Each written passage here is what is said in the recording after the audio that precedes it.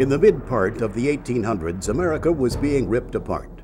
Political, cultural, economic, moral differences were forcing apart the North and the South. Neighbor would turn on neighbor, brother on brother. In fewer places was this more apparent than in the border states.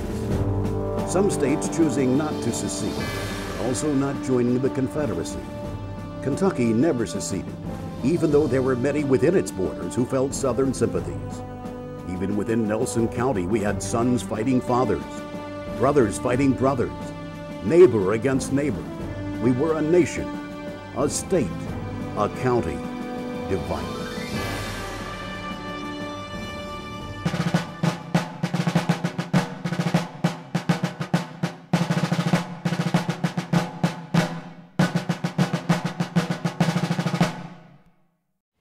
In the fall of 1861, the invasion of Union troops coming down for the training camps and occupying the area all around Bardstown presented Bardstown trustees with quite a problem.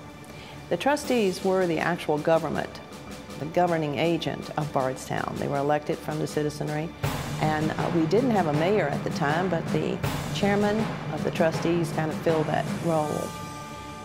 They had their own laws that they had passed and rules that they used in keeping the city of Bardstown clean and safe, fire protection, police protection, and cleaning the streets, which was one of the big issues that everyone wanted to make sure that the watermelon rinds and the pigs running up and down the streets were all controlled.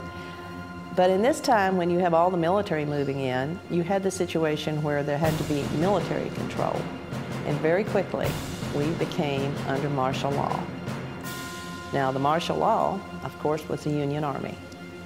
There was a Union commander, Captain James Green, who was pretty much the entire time that we were under martial law was in charge. And I don't think there was a lot of resentment of him. He appeared to be fair. He appeared to be watching out for in everyone's best interest. But it had to be an irritant that you had lost control of your community. But by his being able to control the soldiers coming and going, the citizens moving around with the passes they had to have. If you were out after a certain hour, you had to have a pass showing that you had permission to be out.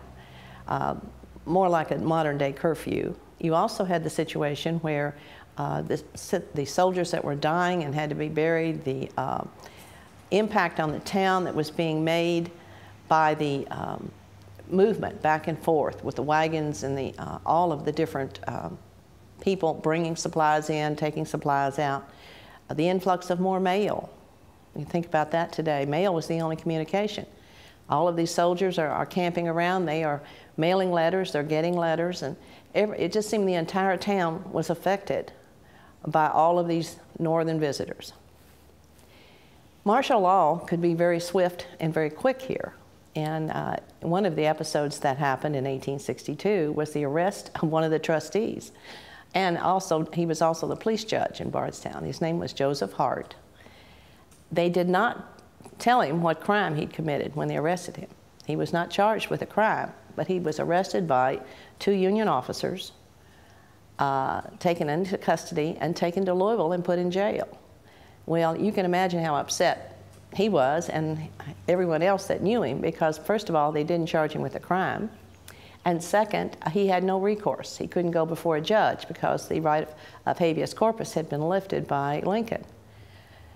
Mr. Hart was so mad after the war was over, he sued the two officers who arrested him, took them to court, and wanted some type of justice done for the fact that not only had he been embarrassed, but he had been taken away from his business and his family at a time that he felt like he needed to be here. The lawsuit didn't go very far because the two Union soldiers disappeared. They basically were in other states, had gone back to their home. But like we do today, Joseph Hart wanted his day in court. He wanted everyone to know that he felt like his civil rights were definitely affected here in Bardstown. You could be arrested for selling whiskey to soldiers. That was against the law. You could be arrested for giving whiskey to soldiers. You also could be arrested if you were flying the Confederate flag right in the face of all these Union officers and Union soldiers.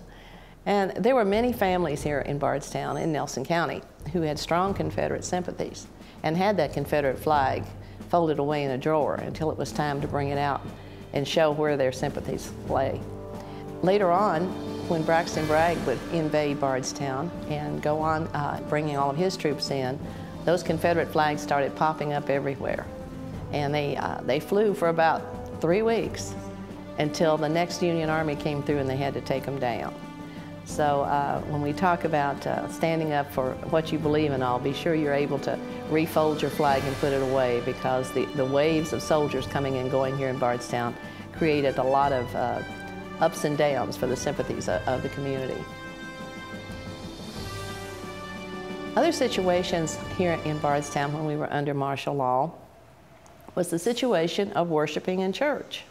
Now, I'm sure you don't realize that there's control over religious worship, but the control was not going to church. It was not what was being preached from the Bible.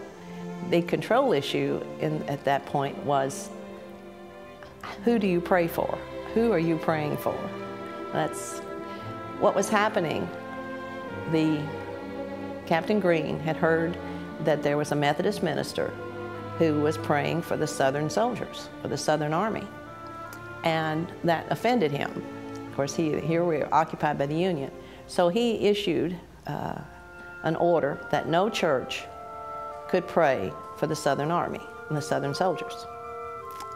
Well, the Methodist minister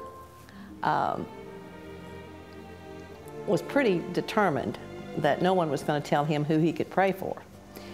And he let it be known that he wasn't going to be restrained by this order. So the day came for the minister to preach. Captain Green and other officers came to that service, and they're sitting in the church and they're listening to the service. And it came time for the general prayer, and the minister stood up and he prayed for the safety and of all of the Army. That he had a very impassionate prayer, evoking all of God's will to save everyone, keep them safe from harm and all. And then at the very end, he said, "And Lord, you know which army I mean," which was a direct slap in the face to Captain Green. So that was a story that's been handed down over the years, as stories are, when you come to talking about things that happened not only in the Civil War time, but in other times in the history of Bardstown.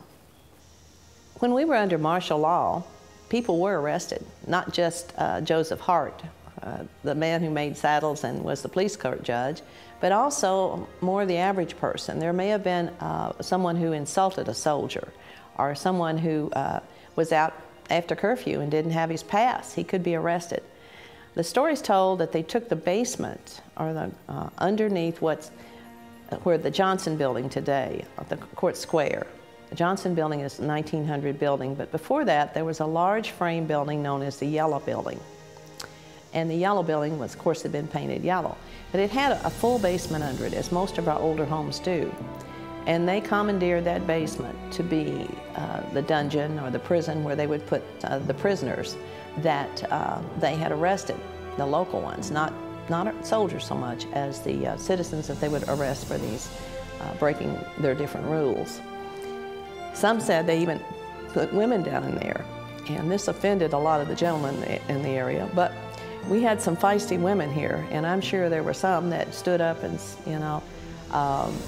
told it like it was, so to speak, because they may have had a brother or a husband fighting for the South, and here they had to put up with the Union soldiers. So you really didn't have to have a big crime to be arrested during martial law. You didn't have to, even though there were soldiers that were injured in a fight, or even in New Haven during this time, there was a soldier who was killed. And the man turned himself in who had killed him and declared it was self-defense. But you did have situations that you needed this control. Since the citizens of Bardstown didn't like being under martial law, except for the protection it gave them from the Union soldiers, there was always resentment that they had to be careful what they said, where they went, and what time they went there.